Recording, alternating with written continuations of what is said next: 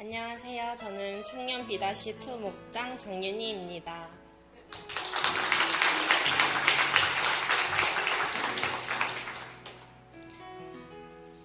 저는 이번 아울리치를 가기 전 쉬이 말에 영적 권태기가 온 것 같았습니다. 하나님과의 소통이 잘 안 됐고 기도도 완전히 막혀있는 상태였습니다.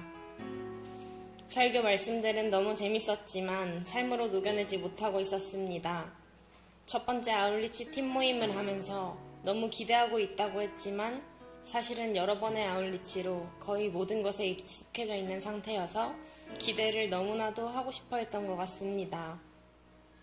이번에 아울리치를 가서도 같은 것을 보고 들으며 또 은혜를 받을 수 있을지 걱정했습니다.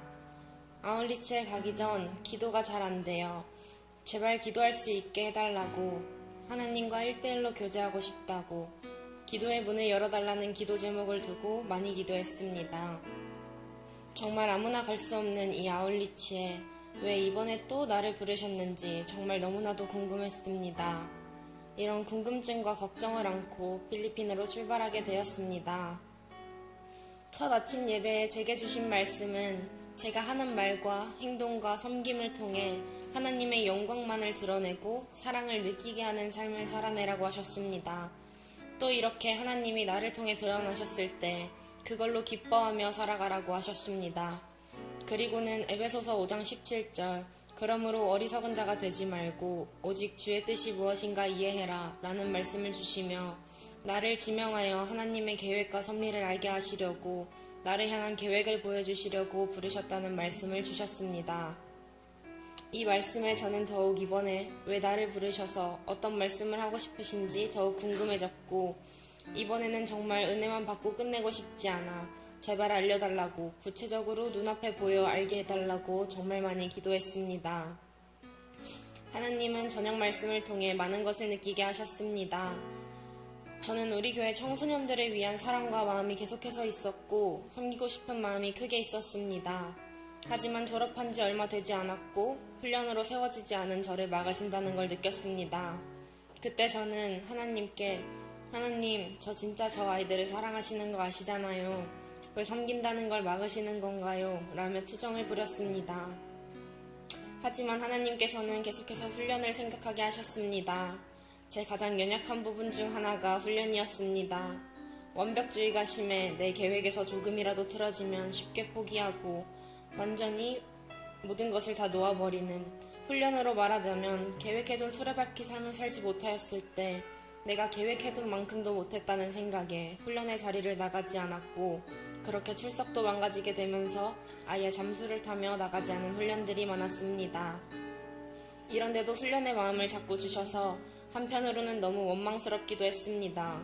계속 낙심하여 스트레스만 주시면서 계속 훈련을 생각나게 하심이 짜증나기도 했습니다. 저도 제가 정말 훈련을 잘 받는다면 지금보다 더 잘 흔들리지 않고 단단하게 비전을 향해 묵묵히 나아갈 수 있다는 걸 나조차도 너무 잘 아는데 하나님은 더 잘 아시면서 왜 사단을 막지 않으시냐고, 왜 계속 방해받게 하시냐고, 나도 훈련 잘 받고 싶다고 제발 붙들어 달라고 울며 기도했습니다. 그러자 하나님은 저를 포기하지 않으셨다고 제게 말씀하셨습니다. 그래도 저는 믿기지 않아 계속해서 하나님, 저 계속 실패했잖아요. 저 이번에 어차피 또 실패할 것 같아요. 또 실패하기 싫어요. 라고 하는 제 생각과 입을 계속해서 막으셨습니다.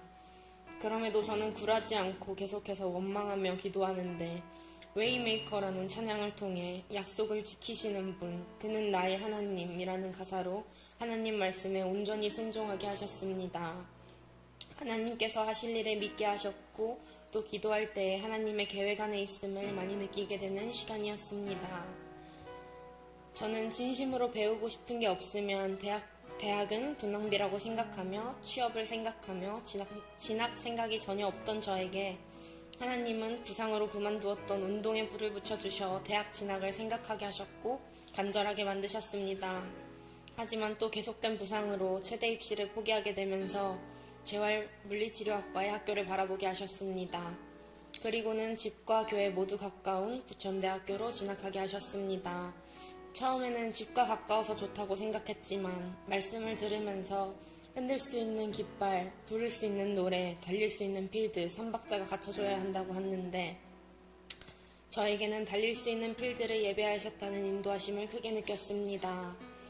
여기서 저는 이번 아울리치는 이거다.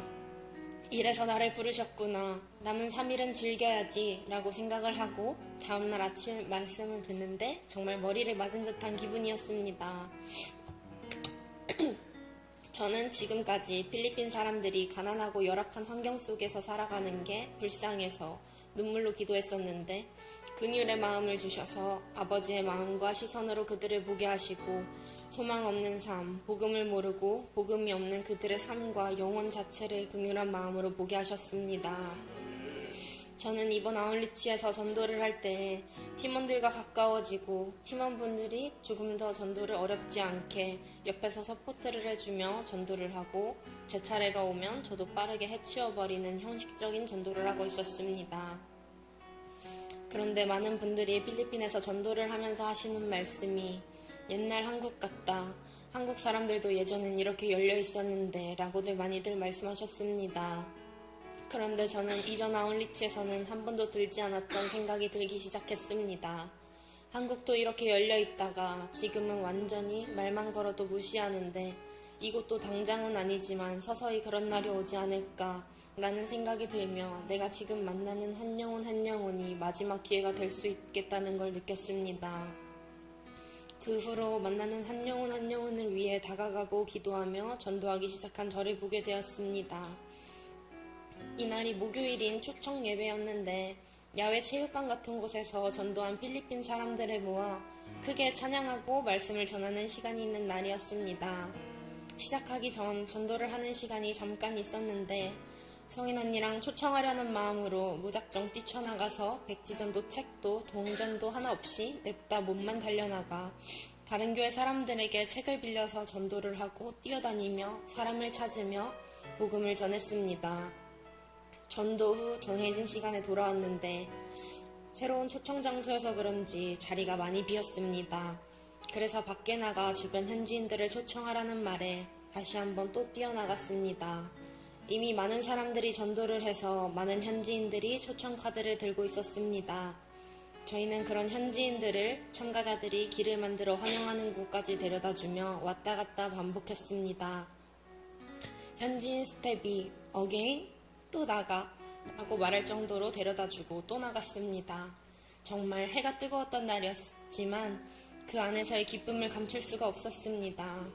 한 명이라도 더 전도하려고 뛰어다녔던 그 기쁨을 아무리 힘들어도 지치지 않고 입꼬리가 내려가지 않던 기쁨으로 전도하는 저를 보며 내가 한 영혼을 정말 귀하게 생각하며 이렇게까지 영혼을 사랑했구나 라는 마음을 다시 한번 부어주시고 아버지의 마음으로 그들을 품게 하셨습니다.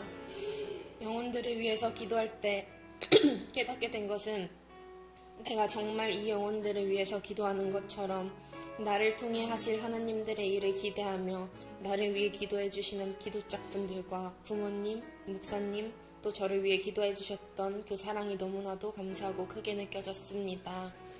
그날 저녁 교회별 나눔 때 앞순서로 나눔을 하게 되었는데 정말 감당할 수 없는 기쁨이 있었습니다.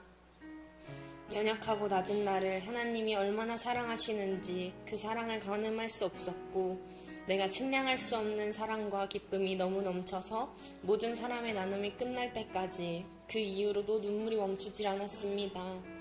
눈물을 흘리며 밖으로 나와 성인 언니와의 대화 속에서 성인 언니가 하나님이 윤희를 얼마나 사랑하셔서 이곳에 이렇게 부르셨을까? 맞다, 이거 너 기도 제목이었잖아 라는 말을 통해 기도응답이라는 것을 알게 하셨습니다. 여러 번 왔던 아울리치에서 은혜를 달라고 기도했고 감당할 수조차 없는 은혜를 받으며 다른 기도 제목들까지 생각나게 하셨습니다. 허리 디스크가 3개나 생긴 제 허리를 내내 붙들어 주시며 앉아있고 이동할 때 통증 하나 없게 하셨고 대학교 첫 수강 신청을 친구를 통해 잘 신청하게 해주셨고 기도의 문이 다시 열리고 감정의 신앙이 아닌 말씀으로 살아가게 하시는 하나님을 보게 하셨습니다. 기도응답의 역사를 보여주셨습니다. 그리고 말씀을 통해 사도 바울처럼 돌을 맞아도 바다에 떠 있을 때에도 온갖 수고와 힘듦을 겪을지라도 이 자리에 있는 것 자체가, 복음을 전할 수 있는 것 자체가 하나님의 보상이며 하나님께 쓰임받는 것 자체가 행복이라는 말이 너무나도 크게 와닿았습니다. 저는 항상 하나님, 저 교회를 위해서 이것도 저것도 했어요. 이만큼 헌신했어요. 라고 하며 대가를 바라고 은혜를 더 받기 원했습니다. 하지만 대가를 바라는 것이 아닌 부족한 나를 통해 하실 하나님의 일에 하나님과의 거래가 아닌 정말 쓰임받는 것 자체가 큰 행복임을 느끼게 하셨습니다. 정말 하나님의 자녀이기 때문에 남들보다 잘하는 게 있어서가 아닌 정말 낮은 나 자체를 너무나 사랑해 주신다는 것을 느끼게 되었습니다. 이 사랑을 통해 이전까지 선교에 대해 20대의 1년을 필리핀에서 사역하며 보내는 건 청춘을 1년 날리는 것 같다, 아깝다고 생각했던 제 생각을 완전히 바꾸어 주셨습니다. 내 삶의 주인은 하나님이시고 나는 나를 위해 인생을 사는 것이 아닌 평생을 하나님의 복음의 통로, 쓰임받기 위해 살아가는 건데 내 약 100년의 시간 중에 정말 온전히 쓰임받을 수 있는 그 1년의 시간이 뭐가 아깝다고 생각했는지 현지에서 사역하는 선교사들을 보며 힘든 땅에서 왜 청춘이라고 생각했던 나의 젊음들을 어떻게 사용하실지, 왜 나를 젊은 나이에 부르시는지 정말 귀국 선교사님들의 간증처럼 1년이 전혀 아깝지 않다는 말을 이해하게 되며 단기 선교사로서의 새로운 마음으로 헌신하게 하셨습니다. 마지막으로 사랑한다 말하시네라는 찬양, 아무런 자격도 없는 나를 위해, 아무런 소망도 없는 나를 위해 사랑한다 사랑한다 말하시네. 이 낮은 날 위해 이제 나는 옛사람 아니요 사망에서 건지신 주의 자녀이니 그 한없는 주의 사랑 안에 기쁨으로 걸어가겠네 라는 찬양으로 아울리치에서 제가 보고 느꼈던 생각을 정리하게 되었습니다. 정말 세상적이었던 제 시선과 마음과 생각이 아닌 하나님의 시선과 마음과 생각으로 180도 바뀌게 하신 걸 느꼈습니다. 그리고 정말 제 마지막 기도 제목이었던 세상을 살아갈 때에 하나님 자녀로서 구별되고 하나님 성품을 닮아가는, 드러내는 삶을 살게 해달라는 기도 제목을 붙들며 내가 연약해져도 포기하지 않고 붙드실 하나님의 계획하심을 믿고 훈련의 자리로 복음의 통로로서 하나님을 삶에서 드러내고 필드로 달려나가는 삶을 살아가려고 합니다. 한결같이 비전으로 달려가시고 말씀으로 방향을 잡아주시는 목사님께 감사드립니다. 이 모든 것은 제 삶의 주관자시며 제 인생의 모든 길을 계획하시고 인도하시는 하나님께서 바꾸셨습니다. 모든 영광 하나님께 올려드립니다. 감사합니다.